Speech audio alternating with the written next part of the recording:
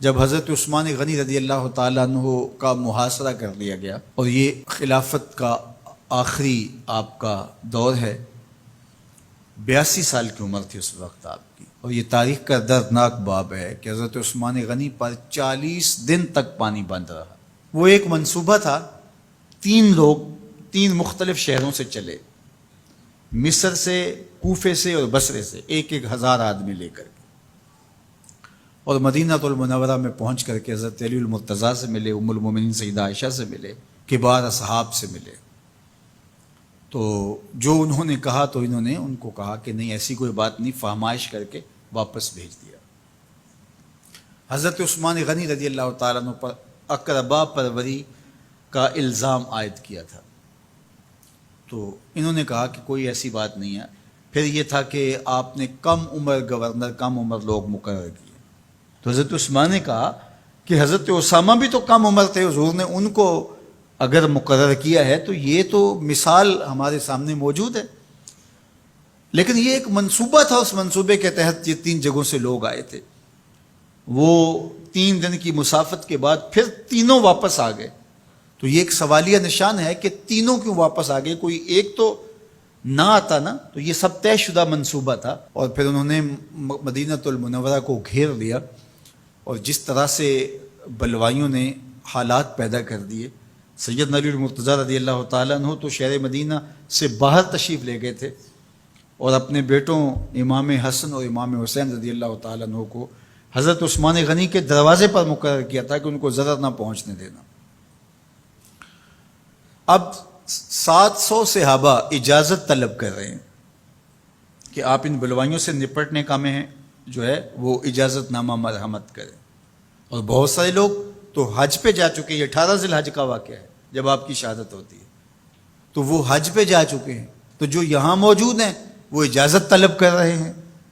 لیکن حضرت عثمان غنی رضی اللہ تعالیٰ عنہ نے کہا کہ نہیں، میں ایسی اجازت نہیں دوں گا۔ رسول اللہ صلی اللہ علیہ وسلم کا حرم شہر مدینہ لوگوں کے خون سے لالازار ہو، یہ میں اس کو گوارا نہیں کرتا۔ افواج موجود ہیں، اور دنیا کی تاریخ میں آپ کو ایسا نہیں ملے گا کہ اتنی بڑی حکومت کسی کے پاس ہو اور وہ خود گھیر لیا جائے، اس کا پانی بھی بند ہو جائے، اور وہ حکم دے کہ نہیں، میرے لیے آپ ایک قطرہ بھی خون نہیں بہائیں گے۔ بلکہ آپ کے غلاموں نے جب تلواریں اٹھا لی تو آپ نے فرمایا کہ میرا حکم ہے کہ تم تلواریں نیچے رکھو، بلکہ میں تمہیں یہ آفر دیتا ہوں کہ جو غلام لڑے گا نہیں اور یہ میرے سے عہد کرتا ہے وہ آزاد ہے۔ حضرت ابو ہریرہ رضی اللہ تعالیٰ عنہ، حالانکہ یہ پڑھنے پڑھانے والے لوگ تھے، تعلیم و تعلم سے ان کا تعلق تھا، لیکن وہ بھی تلوار لے کے حضرت عثمان غنی کے دفاع میں آ گئے۔ لیکن حضرت ابو ہریرہ رضی اللہ تعالیٰ عنہ کو بھی حضرت عثمان غنی روک دیتے۔ مالک بن اشتر کہنے لگا کہ ہم آپ کی دستبرداری کے خواہاں ہیں، آپ خلافت سے دستبرداری اختیار کر لیجئے۔ تو حضور علیہ الصلوۃ والسلام کے اس جانثار صحابی نے، حضرت عثمان غنی نے فرمایا یہ نہیں ہو سکتا۔ دستبردار کیوں نہیں ہوئے؟ لگتا تھا یہ سب سے زیادہ آسان تھا، لیکن حضور نے ارشاد فرمایا تھا، اے عثمان، تمہیں اللہ ایک قمیض پہنائے گا، لوگ اس کو اتارنا چاہیں گے، تم کبھی نہ اتارنا۔ تو اس سے مراد خلافت کی قمیض ہے، اور ان کی شہادت کی خبر بھی اللہ کے محبوب علیہ السلام نے دی تھی، اور اگر آپ دستبردار ہو جاتے تو یہ ایک کھلونا بن جاتا، بازیچہ بن جاتی خلافت۔ چند آدمیوں کے پریشر سے خلافت سے دستبرداری کرنا پڑتی۔ اچھا، ایک یہ سوال بھی پیدا ہوتا ہے، چند باغی تھے، ان کو کس طرح کچل دیا جاتا؟ لیکن حضرت عثمان غنی یہ نہیں چاہتے تھے۔ ایک تو یہ کہ مدینے کی حرمت پامال نہ ہو، اور دوسرا پورے عالم اسلام کو آگ لگانے کا جو منصوبہ تھا، 3 مختلف شہروں سے 1,000 آدمی لایا گیا ایک منصوبے کے تحت، اور انہیں لاشیں چاہیے تھیں، اور جو ان کے پیچھے کام کر رہے تھے نادیدہ ہاتھ، ان کا منصوبہ یہ تھا کہ یہاں سے مختلف سمتوں میں، یہ تینوں شہر مختلف سمتوں میں تھے، تینوں سمتوں میں جب لاشیں جائیں گی تو پورے عالم اسلام کو ہم جو ہے وہ خانہ جنگی کی آگ میں دھکیل سکیں گے۔ تو حضرت عثمان غنی ان سازشوں سے آگاہ تھے، تو سب سے اہون اور آسان یہ تھا کہ قربانی پیش کر دی جائے، اور پھر انہوں نے سن بھی رکھا تھا کہ 2 شہید ہیں، شہید تو انہوں نے بہرحال ہونا ہے، تو لہٰذا میں خلافت سے دستبردار بھی نہیں ہوں گا، اور شہر مدینہ کی حرمت بھی پامال نہیں ہونے دوں گا۔ اور تیسری بات یہ ہے کہ میں خود مظلوم شہید کر دیا جاؤں، تو وہ آپ نے یہ گوارا کر لیا۔ تو 18 ذوالحج تھا، جمعے کا ہی دن تھا، اور حضرت عثمان غنی رضی اللہ تعالیٰ عنہ روزے سے تھے، عصر کا وقت تھا، قرآن مجید کی تلاوت کر رہے تھے۔ حضرت امام حسن، امام حسین اور حضرت عبداللہ بن زبیر اور دیگر لوگ آپ کے دروازے پہ پہرا دے رہے تھے، لیکن باغی پچھلے گھر سے دیوار پھلانگ کے آپ کے گھر میں داخل ہوئے اور تلوار سے وار کیا۔ آپ کی زوجہ حضرت نائلہ آگے بڑھی اور ہاتھ سے روکنا چاہا، آپ کی انگلیاں کٹ گئیں۔ پھر دوسرا وار کیا تو حضرت عثمان غنی رضی اللہ تعالیٰ عنہ کا دایاں ہاتھ کٹ کے گر گیا۔ حضرت عثمان غنی رضی اللہ تعالیٰ عنہ نے افسوس کیا اور کہا کہ تم نے وہ ہاتھ کاٹ دیا جس سے میں وحی کی کتابت کیا کرتا تھا۔ پھر اس کے بعد آپ پر 9 وار کیے گئے اور آپ کو شہید کر دیا گیا، اور آپ کا خون قرآن مجید پڑھتے ہوئے اس آیت پہ گرا، فَسَيَكْفِيكَهُمُ اللَّهُ وَهُوَ السَّمِيعُ الْعَلِيمُ۔ تو حضرت عثمان غنی رضی اللہ تعالیٰ عنہ مظلوم شہید کیے گئے، بھوکے اور پیاسے شہید کیے گئے، ظلماً شہید کیے گئے۔ حضرت عبداللہ بن عمر رضی اللہ تعالیٰ عنہ فرماتے ہیں کہ حضور فتنوں کا ذکر کر رہے تھے کہ فتنے ہوں گے، بہت بڑے فتنے ہوں گے۔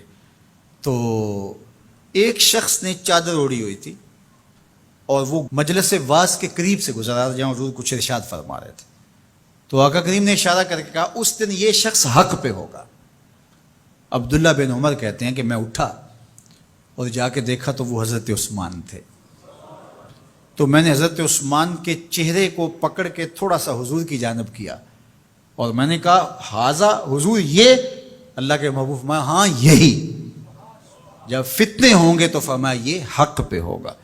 تو حضرت عثمان غنی رضی اللہ تعالیٰ عنہ حق کی راہوں کے مسافر، جنہیں حضور کی زبان سے شہید کہا گیا، اور شہید کسی کا انجام ہوتا ہے، تو حضور نے فرمایا یہ شہید ہوگا۔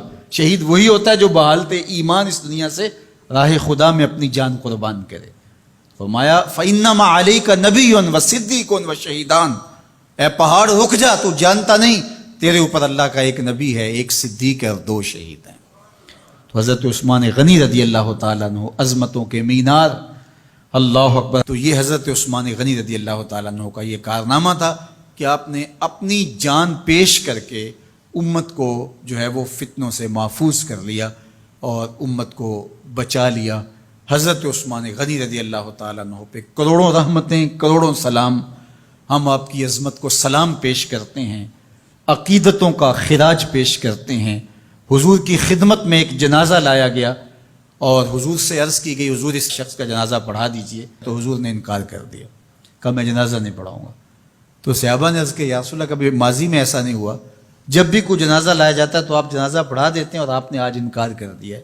تو فرمایا یہ شخص میرے عثمان سے بغض رکھتا تھا اور اس کو اللہ نے بھی اپنی رحمتوں سے محروم کر دیا ہے۔ حضور نے اس شخص کا جنازہ نہیں پڑھایا جو مبغض عثمان غنی رضی اللہ تعالی عنہ۔ تو اب آپ اندازہ کیجئے وہ کتنا بدبخت شخص ہے جو حضرت عثمان سے بغض اور دشمنی رکھتا ہے۔ حضرت عثمان غنی رضی اللہ تعالی عنہ سے اللہ کے محبوب علیہ السلام نے کتنی خوبصورت ارشاد فرمائی، میں اس سے حیا کیوں نہ کروں جس سے اللہ کے فرشتے بھی حیا کرتے ہیں۔ یعنی عثمان غنی وہ ہیں جس سے اللہ کے فرشتے بھی حیا کرتے ہیں، اور جو عثمان غنی کا حیا نہیں کرتا اس سے بڑا بے حیا کون ہو سکتا ہے۔ حاکم نے مستدرک کے اندر روایت ذکر کی ہے کہ بہت سارے صحابہ حضور کی بہت ساری خوبیوں کے مظہر تھے، اور سب سے زیادہ حضور کے خلق کے مشابہ حضرت عثمان غنی رضی اللہ تعالیٰ، اور خلق میں سب سے اونچا درجہ حیا کا ہوتا ہے۔ تو حضرت عثمان غنی رضی اللہ تعالیٰ عنہ حیا کے اس مقام پہ فائز المرام تھے جو انہی کا مقصوم تھا۔ اللہ ہمیں حضور کے اہل بیت، حضور کے اصحاب، بلکہ حضور کے در کی مٹی کی تعظیم بھی نصیب کرے۔ اقبال نے کہا تھا خاک طیبہ از دو عالم خوش ترست، آن خنک شہرے کے آنجا دل برست۔ ہمیں تو طیبہ کی مٹی بھی اچھی لگتی ہے اس لیے کہ وہاں محبوب جو رہتے ہیں۔ تو محبت تو اس چیز کی متقاضی ہوتی ہے، محبوب کی راہوں کو بھی سلامی پیش کی جائے۔ تو جو حضور علیہ السلام کے ساتھ منسوب اتنی وقی نسبتیں ہیں ان کا احترام کیوں نہیں کریں گے؟